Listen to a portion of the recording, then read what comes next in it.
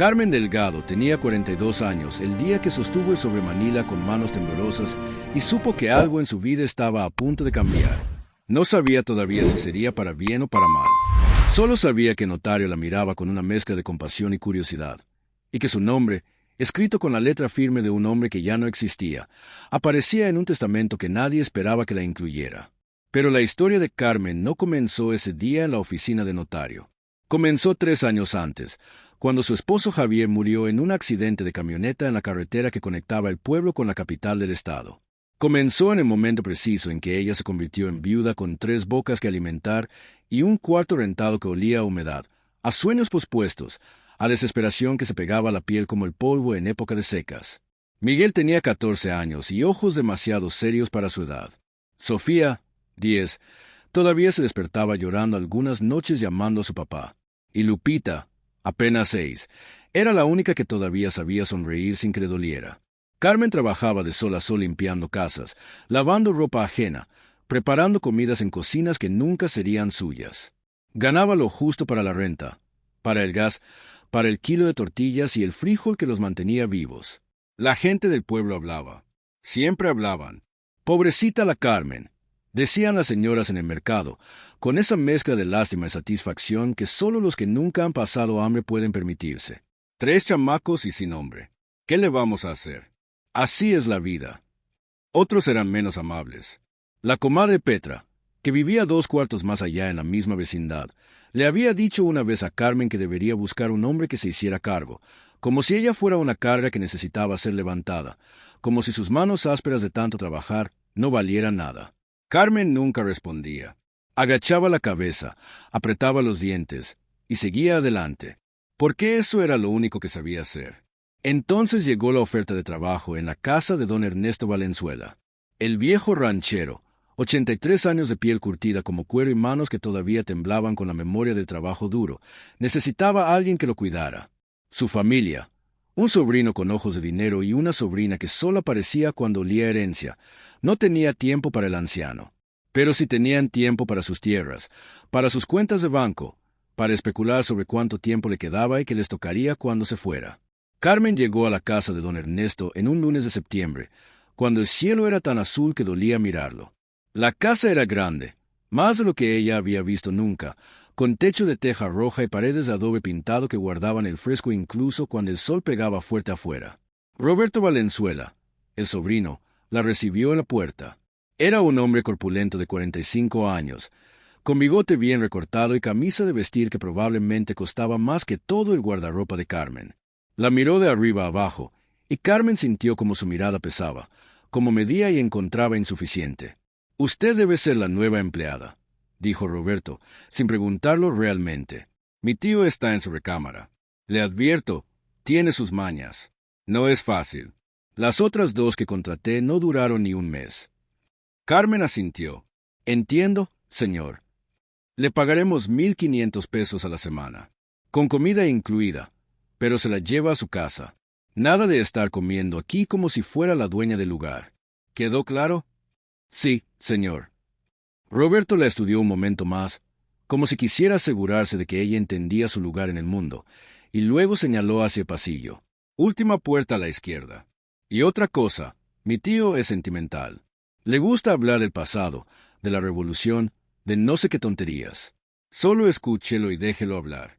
No lo contradiga. Los viejos se ponen difíciles cuando uno les lleva la contraria». Carmen encontró a don Ernesto sentado en una silla de madera junto a la ventana de su recámara. La luz entraba sesgada, iluminando el polvo que flotaba en el aire como estrellas diminutas. El anciano tenía los ojos cerrados, y por un momento Carmen pensó que estaba dormido, pero entonces habló sin abrir los párpados. «Usted es la nueva muchacha». «Sí, señor. Me llamo Carmen. Carmen Delgado». Don Ernesto abrió los ojos. Eran de un azul descolorido, como mezclilla lavada demasiadas veces, pero todavía había algo agudo en ellos, algo que veía más de lo que la gente pensaba. «Siéntese, Carmen Delgado, aquí junto a mí. No me gusta hablarle a la gente que está parada. Me hace sentir que están a punto de irse». Carmen se sentó en un banco bajo que había junto a la silla. Don Ernesto la miró durante un largo momento, y ella resistió el impulso de bajar la vista. Tiene cara de mujer que ha llorado, dijo finalmente el anciano, pero también de mujer que sabe levantarse. ¿Me equivoco? Carmen sintió algo apretarse en su garganta. No, señor, no se equivoca. Bien, porque yo no necesito lástima. Ya tengo suficiente de esa basura de mi familia. Lo que necesito es alguien que me trate como hombre, no como reliquia. ¿Puede hacer eso? Sí, señor. Entonces empecemos. Tengo hambre. ¿Sabe hacer huevos revueltos como se debe? Con chile y cebolla, no esas porquerías insípidas que hacía la última muchacha. Carmen sonrió por primera vez en semanas. Sí, señor. Sé hacerlos. Los meses siguientes fueron los más extraños de la vida de Carmen. Cada mañana llegaba a las 7, preparaba el desayuno de don Ernesto, lo ayudaba a vestirse, lo escuchaba hablar. Y vaya que hablaba. El anciano tenía historias de la Revolución, de cuando había cabalgado con Villa, de balaceras y traiciones, de amores perdidos y tierras ganadas. Carmen no sabía cuánto era verdad y cuánto era la memoria distorsionada de un hombre viejo, pero lo escuchaba como si cada palabra fuera sagrada. Mi problema, le dijo don Ernesto una tarde mientras ella le traía su café, es que junté mucho. Tierras, dinero, propiedades. Pero nunca junté familia que valiera la pena. Solo tuve un hijo, y se me murió joven. Ahora tengo sobrinos que me miran como buitres, esperando a que me muera para llevarse lo que es mío. Carmen no supo qué decir, así que no dijo nada. Solo le puso la taza de café en las manos y le apretó el hombro con suavidad. Don Ernesto la miró con esos ojos descoloridos. Usted es buena gente, Carmen, de las que ya no quedan. Roberto aparecía de vez en cuando, siempre con prisa, siempre molesto. Revisaba las cuentas, inspeccionaba la casa con ojos que contaban el valor de cada mueble, y apenas le dirigía la palabra a su tío. Una vez, Carmen lo escuchó discutir por teléfono en la sala. No, no ha hecho testamento todavía. Pero tiene 83 años, por Dios. No puede tardar mucho. Solo tenemos que asegurarnos de que no haga ninguna locura de último momento. Carmen sintió algo frío en el estómago. Siguió limpiando la recámara de don Ernesto, haciendo como si no hubiera oído nada. Los chamacos de Carmen empezaron a notar el cambio en ella. Miguel, siempre el más observador, le preguntó una noche mientras comían frijoles con tortillas en su cuarto rentado. ¿Te gusta tu trabajo, mamá? Carmen pensó en la pregunta. Pensó en don Ernesto, en cómo el anciano la trataba con respeto, en cómo le preguntaba por sus hijos, en cómo una vez le dio dinero extra cuando Sofía se enfermó y necesitaron llevarla al doctor. Sí, mijo, me gusta. Fue en diciembre cuando don Ernesto empeoró. Una pulmonía que llegó silenciosa, como ladrona en la noche. El doctor dijo que era cuestión de días, quizá una semana. Roberto y su hermana Laura aparecieron como moscas a la miel, llenando la casa con su presencia, con sus susurros, con sus planes que hacían sin molestarse en ocultar. Pero fue Carmen quien se quedó junto a la cama del anciano las noches largas. Fue Carmen quien le ponía paños húmedos en la frente cuando la fiebre subía, quien le daba cucharadas de caldo cuando tenía fuerzas para tragar, quien le sostenía la mano cuando el dolor era demasiado. Una noche, cuando la luna entraba plateada por la ventana, don Ernesto apretó la mano de Carmen con una fuerza sorprendente para un hombre moribundo. «Carmen», susurró con voz ronca, «escúcheme bien. Voy a dejarle algo. Algo que mis sobrinos desprecian, pero que yo quiero que tenga usted. Don Ernesto, no tiene que. Cállese y escuche. Es un corral. Viejo, abandonado, a 20 kilómetros al norte del pueblo, en el camino a San Rafael. Nadie lo quiere. Dicen que no sirve para nada. Pero fue el primer pedazo de tierra que compré cuando era joven.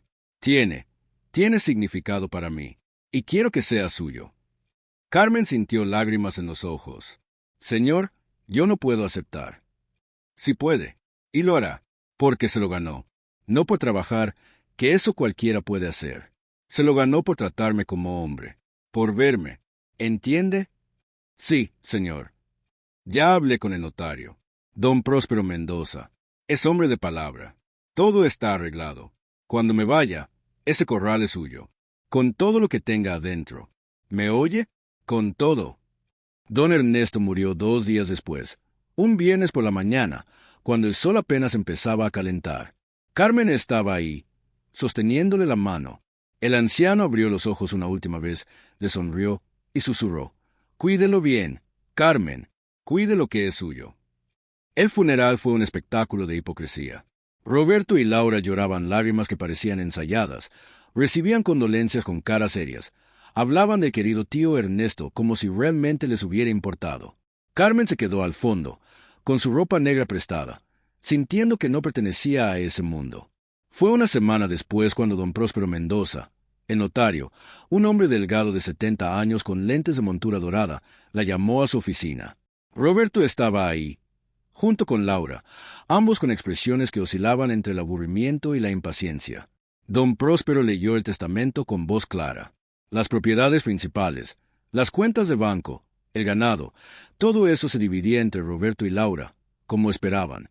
Pero entonces el notario dijo, y a la señora Carmen Delgado, viuda de Javier Delgado, empleada fiel durante los últimos meses de mi vida, le dejo el corral abandonado ubicado en el kilómetro 20 de la carretera San Rafael, con todas sus estructuras y todo su contenido, libre de gravamen.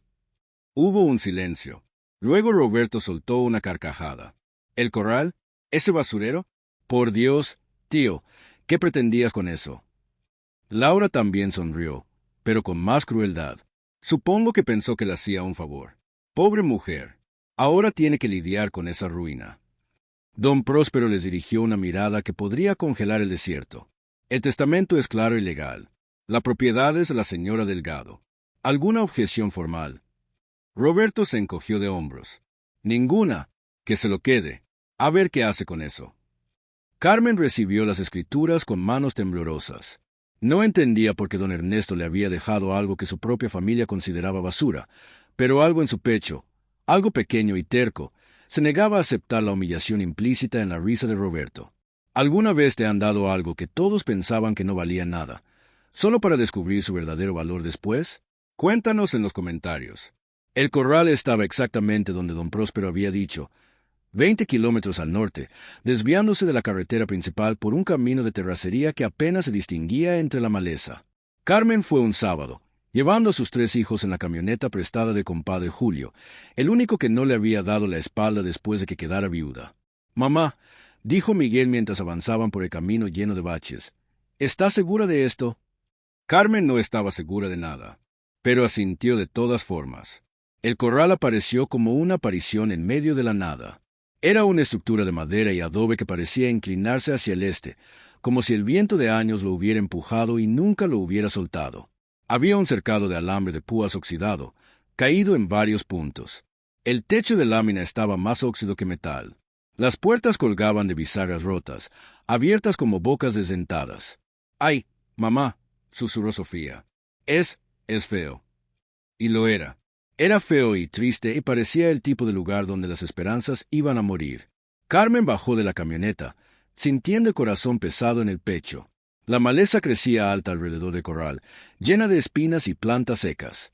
El suelo estaba cubierto de tierra rojiza y piedras. No había ni un árbol cerca, solo el cielo enorme y azul que de alguna manera hacía que todo pareciera aún más vacío. Roberto tenía razón. Era un basurero. Pero entonces Carmen recordó las últimas palabras de don Ernesto. Con todo lo que tenga adentro. ¿Por qué había sido tan específico? ¿Qué podía haber dentro de un corral abandonado que valiera algo? «Vengan, chamacos», dijo, tratando de sonar más segura de lo que se sentía. «Vamos a ver qué tenemos». La puerta principal crujió cuando la empujaron. Adentro.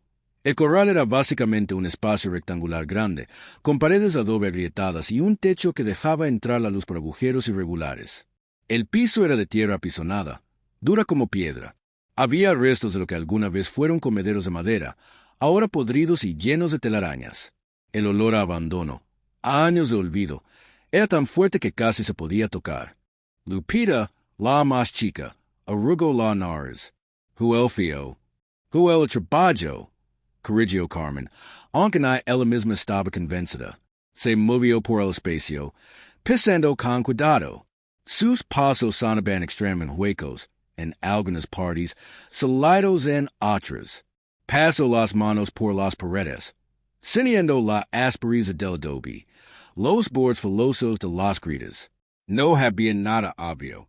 No había cofre de tesoro esperándola, no había sino que de gira, excava aquí. Párenla tard limpiando lo que podían. Sacer en la basura acumulada, botellas rotas, latas oxidadas, pedazos de madera podrida. Miguel encontró una serpiente muerta, y la lanzó lejos con un palo. Sofía barrió el piso con una escoba improvisada de ramas. Lupita llegaba con piedras en una esquina, haciendo montoncitos y habándolos como si fueran personas. Fue Lupita quien encontró la primera pista. Mami, mira, dijo, sosteniendo una piedra que era diferente a las demás. Era más oscura, casi negra, y pasaba más de lo que debería para su tamaño. Tenía vidas extrañas, como si alguien hubiera derretado metal sobre ella. Carmen la tomó, sintiendo la fría en su palma. No era solo una piedra, era algo más, pero no sabía qué. Carla milla, dijo, y es bonita.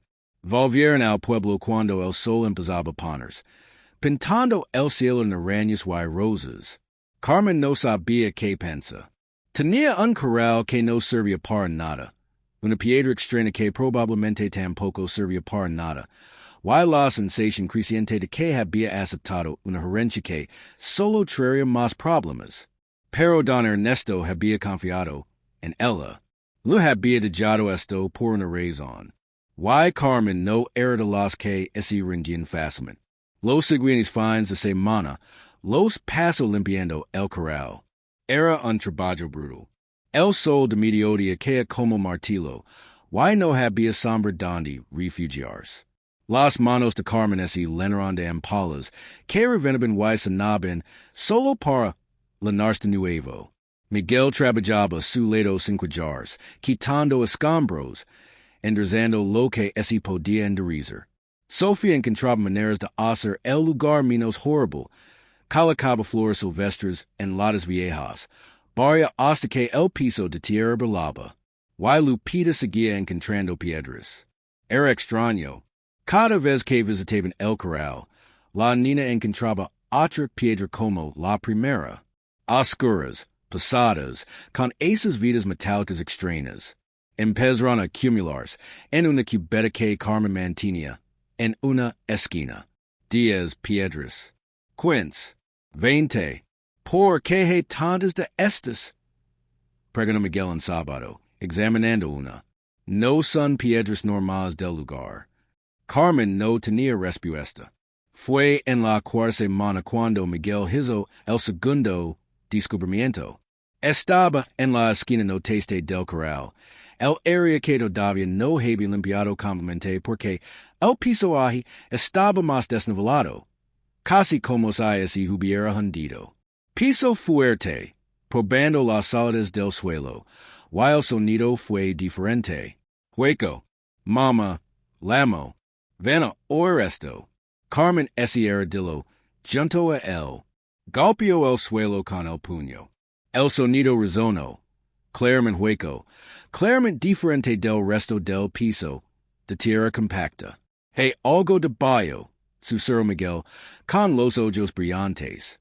Consiguieron palas. Cavern. La tierra estaba dura, compactada por años, pero eventualmente empezó a ceder. 10 centímetros. 20. 30. Y entonces la pala de Miguel golpeó algo que no era tierra. Madera. Con las manos temblorosas. Carmen empezó a quitar la tierra con más cuidado. Los chamacos se arrodillaron junto a ella, todos jadeando con la emoción y el esfuerzo. Poco a poco, una forma empezó a emerger. Era un marco de madera, grueso, antiguo, podrido en las esquinas pero todavía intacto en el centro. Formaba un cuadrado de aproximadamente un metro y medio por lado. Y dentro del marco había más madera, tablas colocadas como una trampa, como una puerta horizontal en el suelo. Y es una entrada, dijo Carmen, casi sin poder creerlo. Una entrada algo.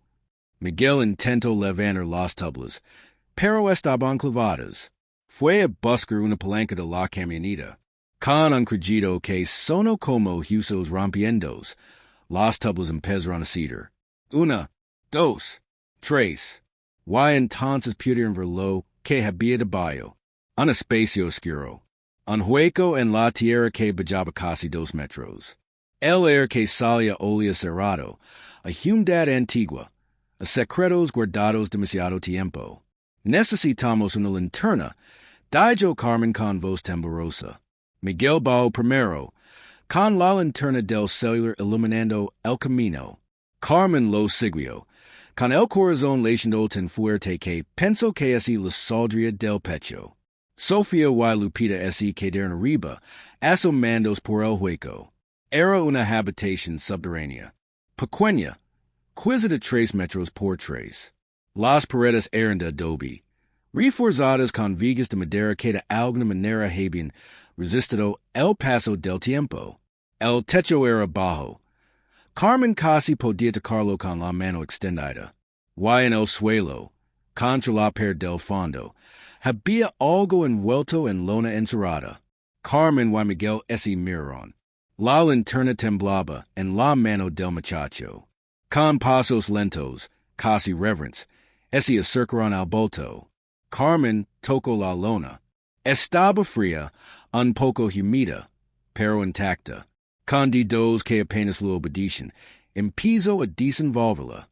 Dentro había una caja de hierro. No era grande. Del tamaño de una caja de zapatos, quizá un poco más. El hierro estaba oxidado pero sólido. Tenía un candado viejo, tan oxidado que Miguel logró romperlo con un golpe de piedra. Carmen abrió la caja. La luz de la linterna rebotó en algo dorado.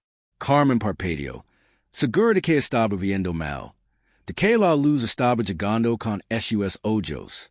Pero no, monedas, montones de monedas de oro y plata, tan apretadas en la caja que algunas estaban pegadas entre sí.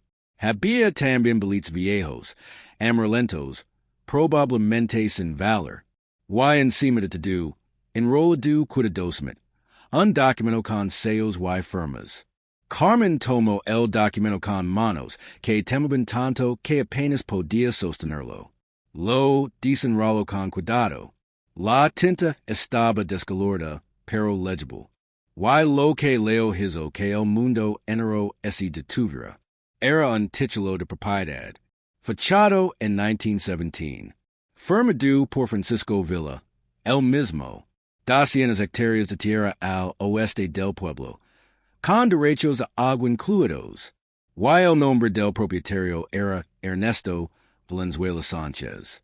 Mama, susurró Miguel, ¿qué es esto? Carmen no podía hablar. Lágrimas corrían por sus mejillas, haciendo surcos en el polvo que cubría su cara. Esto era lo que don Ernesto había querido decir. Esto era porque había sido tan específico. Con todo su contenido. El viejo sabía. Siempre había sabido. Subieron del sótano como sonámbulos. La luz del sol les pareció demasiado brillante, demasiado real.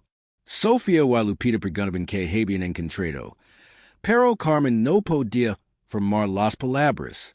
Solo se sentó en el suelo del corral, abrazando la caja de hierro contra su pecho, llorando como no había llorado desde que enterró a Javier. No eran lágrimas de tristeza, eran lágrimas de alivio, de gratitud, de una esperanza tan grande que dolía. Vamos a estar bien, logró decir finalmente. Chamacos, vamos a estar bien. Y esa noche, después de esconder la caja en su cuarto bajo una tabla suelta del piso, Carmen no pudo dormir. Su mente daba vueltas, tratando de entender la magnitud de lo que habían encontrado. Las monedas se las valdrían algo. No sabía cuánto, pero algo. Y el documento. Si era legítimo. Si esas tierras todavía existen. Si los derechos de agua aún eran válidos. Pero también tenía miedo. Miedo de lo que pasaría cuando la gente se enterara. Miedo de que alguien tratara de quitárselo. Miedo de Roberto. Su instinto resultó ser correcto. Roberto se enteró una semana después. Carmen nunca supo cómo. Quizá el compadre Julio había hablado de más en el mercado. Quizá alguien los había visto cargando la caja. Quizza Roberto simplemente había empezado a sospechar cuando Carmen dejó de trabajar limpiando casas. Pero a martes por la tarde, Roberto apareció en su cuarto rendido. Tocó la puerta con golpes que sonaban más amenaza que cortija. Señora Delgado, dijo cuando Carmen abrió. Su voz era mil envenenada. Tenemos que hablar. No espero invitación. Entró empujando la puerta, llenando el espacio pequeño con su presencia grande. Los chamacos estaban en la escuela, gracias a Dios. Carmen se alegró de estar sola. Mi antir, dijo Roberto, dando vueltas por el cuarto como si fuera suyo, de que encontró algo en ese corral, algo que mi tío dejó ahí, algo que legalmente debería ser de la familia. Carmen sintió hielo en las venas. El corral es mío. Don Prospero tiene las escrituras. Su tío me lo dejó, con su cananito. Sí, ese de tal legal. Roberto sonrió, pero no había humor en su expresión. Vera, el problema es que mi tío estaba sino enfermo. No estaba en sus cabales cuando cambió ese testamento. Cualquier juez razonable vería eso. Su tío estaba perfectamente cuerdo. Sabía exactamente lo que hacía. Roberto se acercó, intimidante. Escuchen bien. No sé qué encontró, dinero, oro, lo que sí, pero no es suyo. Ese corral era basura cuando se lo dieron. Hay cualquier cosa que encuentre en propiedad que técnicamente todavía es parte del patrimonio Valenzuela. Me pertenece a mí. El testamento dice. Al diablo con el testamento. La voz de Roberto había perdido toda pretensión de cordialidad. Voy a hacerle una oferta. Una sola vez. Mira lo que encontró. Le doy 50,000 pesos. Why nos olvidemos de todo esto? Usted es mujer lista. Sabe que eso es más dinero del que verá en su vida. Carmen lo miró directamente a los ojos. En otra vida, en otra versión de sí misma. Quizá hubiera aceptado. 50,000 pesos era mucho dinero para alguien que contaba cada peso. Pero había algo en la forma en que Roberto la miraba, algo en su arrogancia, que encendió algo en el pecho de Carmen, algo que se parecía mucho a la rabia. No, dijo simplemente. El rostro de Roberto se endureció. No. Lo que don Ernesto me dejó es mío. Legalmente, moralmente. Why no voy a entregárselo a usted solo porque lo asusta no tener de do el dinero del mundo? Roberto dio un paso más cerca. Está cometiendo un error muy grande. Quizá, pero es mi error. Ahora, por favor, salga mi casa. Por un momento, Carmen pensó que Roberto no se iría. Pensó que haría algo violento, algo terrible. Pero entonces el hombre soltó un resoplido de desprecio. Se dirigió a la puerta. Esto no termina aquí, dijo sin voltear. Voy a arrepentirse de esto. La puerta se cerró con un golpe que hizo temblar las paredes. Carmen se sentó en su cama, con las piernas temblorosas. Sabía que Roberto no era hombre de amenazas vacías.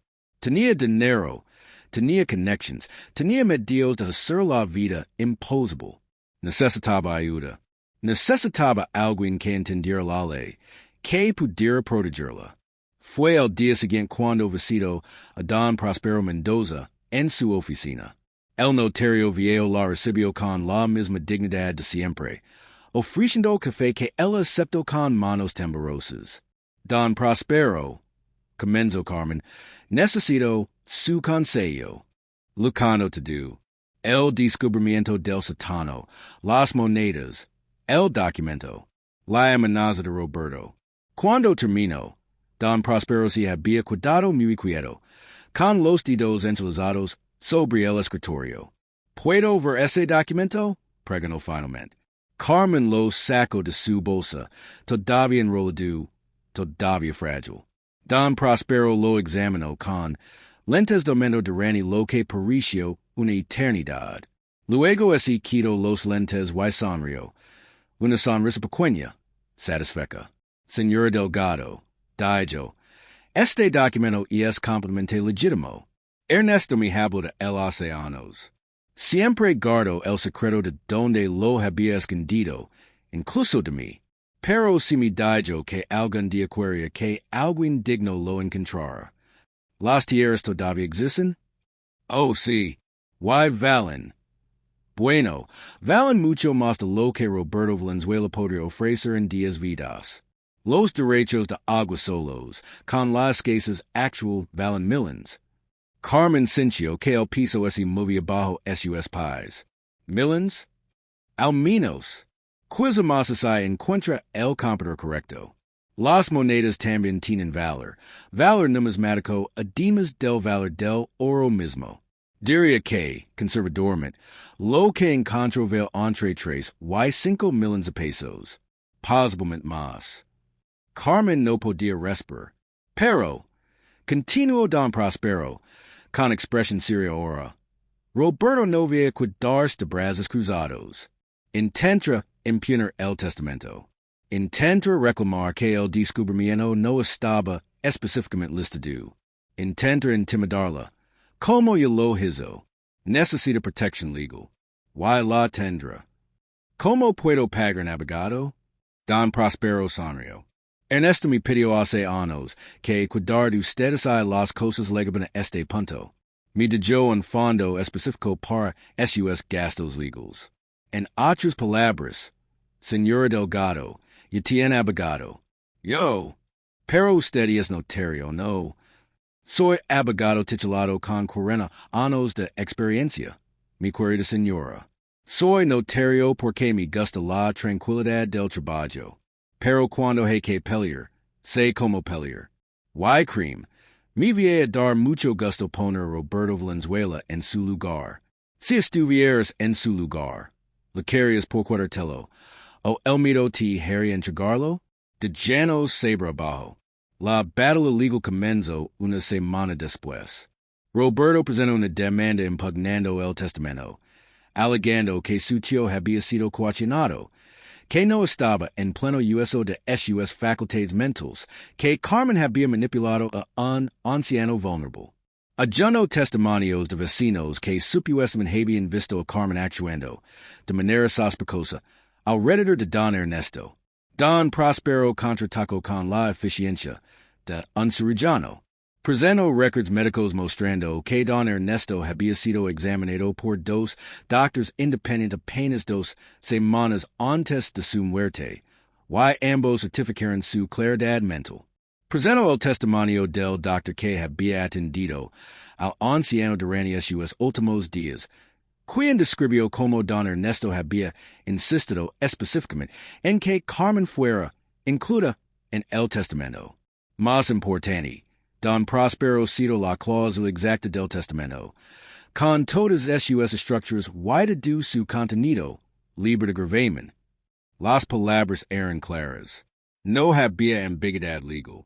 Pero Roberto no se rindió. Contrató a 3 abogados caros de la capital. Empezó una campana de desprestigio en el pueblo. Le dijo a quien quisiera escuchar que Carmen era una oportunista, una aprovechada, que había seducido a su pobre tío para robar la herencia de la familia. Hubo días en que Carmen no quería salir de su cuarto. Días en que las miradas de la gente en el mercado lo pesaban como piedras. La comadre Petra, que siempre había sido chismosa, ahora era Birdman hostil. Todos sabemos lo que hiciste. Le dijo una vez, con los ojos linos de un veneno que Carmen no entendía. Engates a ese pobre viejo. Te aproveches. ¿No tienes vergüenza? Pero hubo otros que la apoyaron. Don Prospero, por supuesto, el compadre Julio, que es pleno frente a los que hablan mal de Carmen. Y les dijo que si tenían algo que decker, ese lo dijeron a el primero, la mesa de Sofía, que vio como la niña legaba la escuela con la cabeza gacha, y empezó a defenderla de los bullies. Y hubo un momento crítico, cuando todo pudo haberse ido al diablo. Roberto Aparicio en el Corral una tarde. Carmen estaba ahí con los chamacos, limpiando, tratando de decidir qué hacer con el espacio ahora que sabía lo que escondía. Escucho el motor de una camioneta, miró hacia arriba, y vio a Roberto bajandos con otros dos hombres. Hombres grandes. Hombres que no estaban ahí para conversar. Señora Delgado, dijo Roberto con una sonrisa que era pura amenaza. Vengo a inspección de mi propiedad. Esta no es su propiedad. Eso está por verse. Mientras tanto, tengo derecho de verificar la condición del lugar. Por el caso legal. ¿Entiende? Se movió hacia la entrada del corral. Miguel se interpuso. No puede entrar aquí. Roberto lo impuyó a un lado como si fuera papel. Miguel cayó, y Carmen sintió algo en el que nunca había sentido antes. Algo rojo y furioso y absolutamente lido. Toca mi hijo otra vez. Dijo con una voz que no reconoció como suya.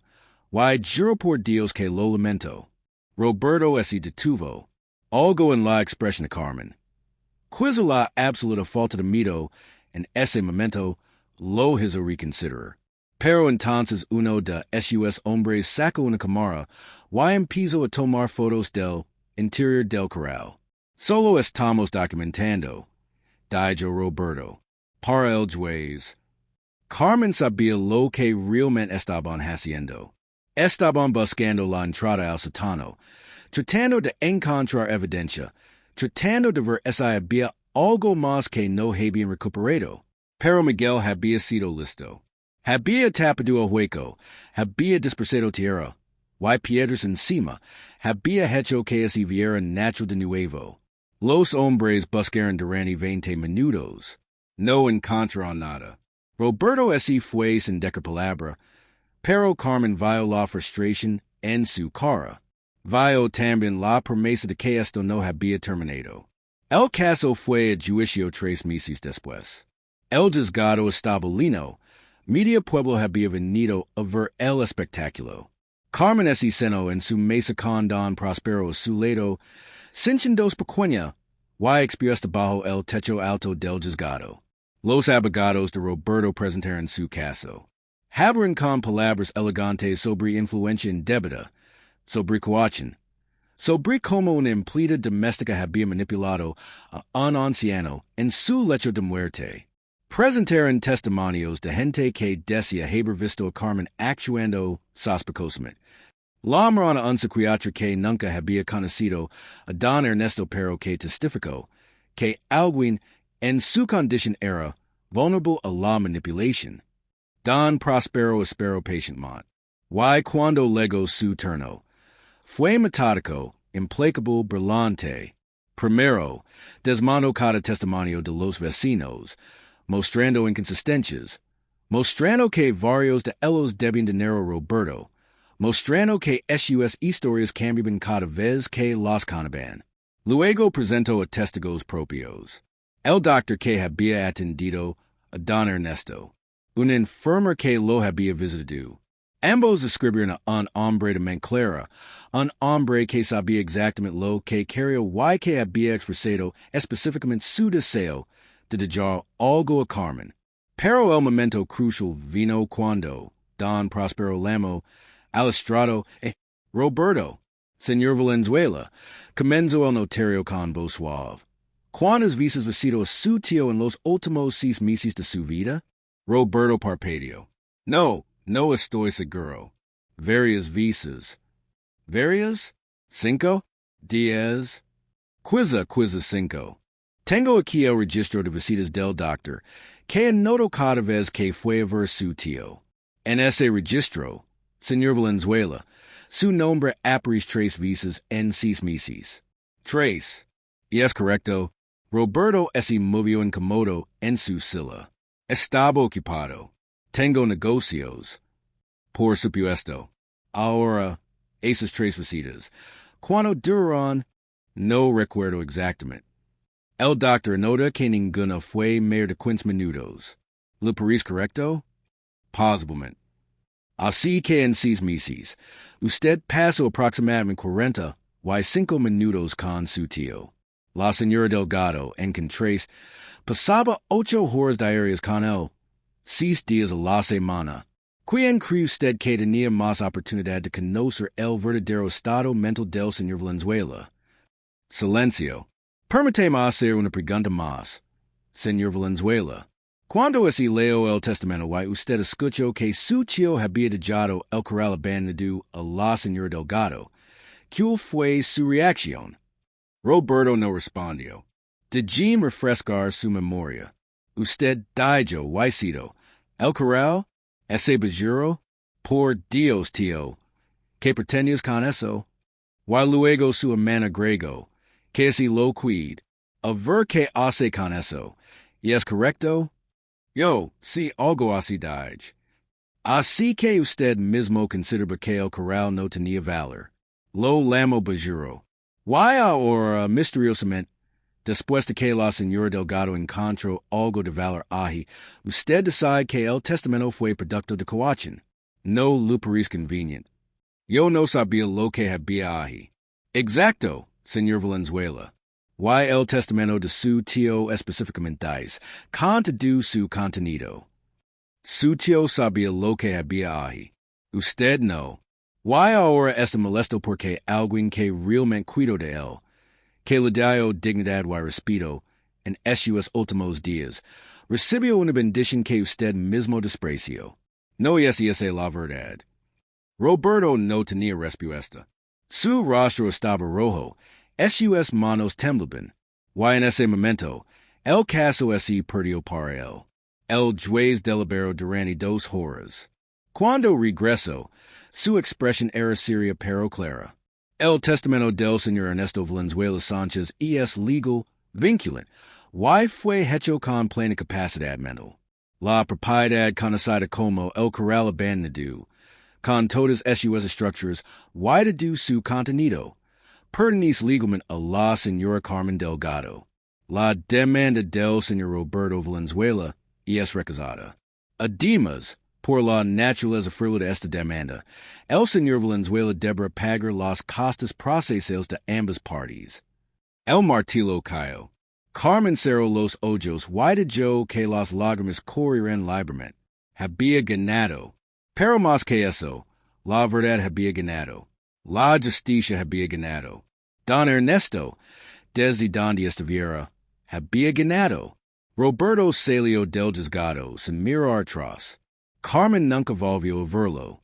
5 años después, Carmen se despertó en su casa, su propia casa, construida con sus propias manos, y las de muchos trabajadores que ahora emplea, en un terreno de las 200 hectáreas que legalmente le pertenecen.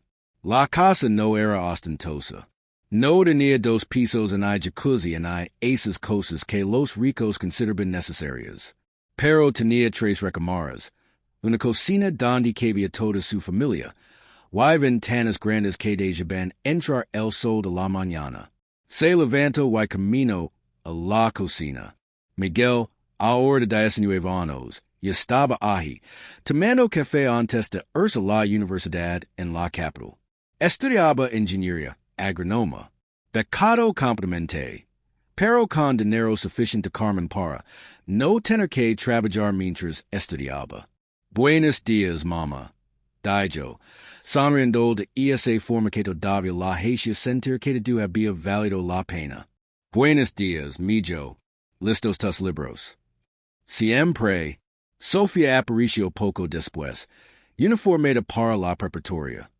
Sus 15 años, había de ser doctora.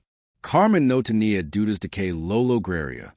Lupita, de once, era la última en bajar, todavía medio dormida, arrastrando su mochila.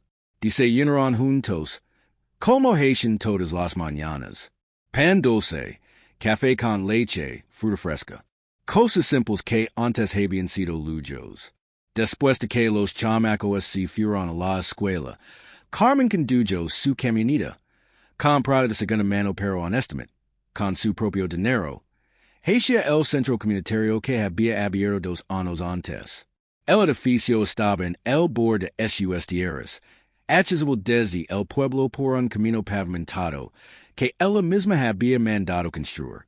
El centro de Esperanza Carmen Delgado lo habían lamado.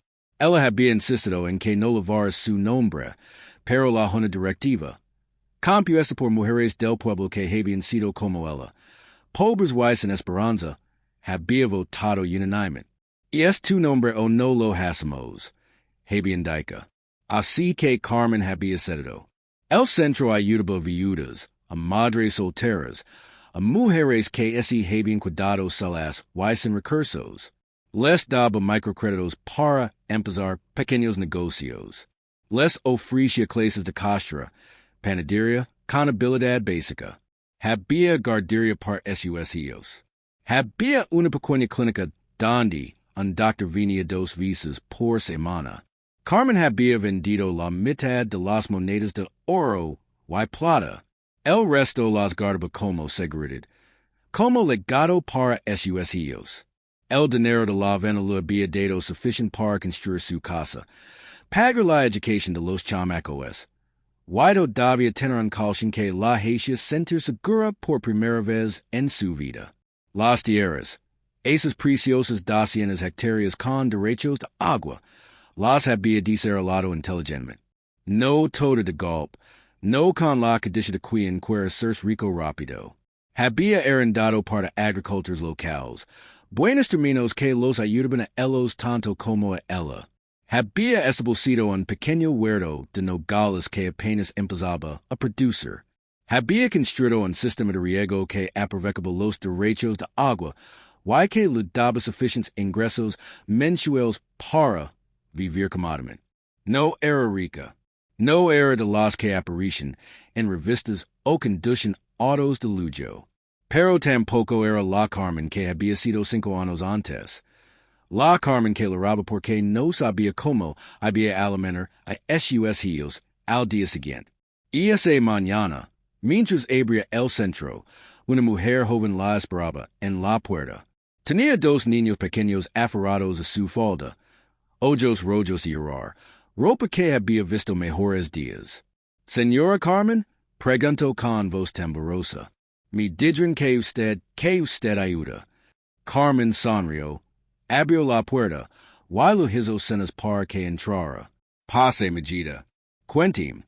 Mientras la mujer hablaba, historia tristemente familiar de un esposo muerto, deudas que no podía pagar, hijos que alimentar.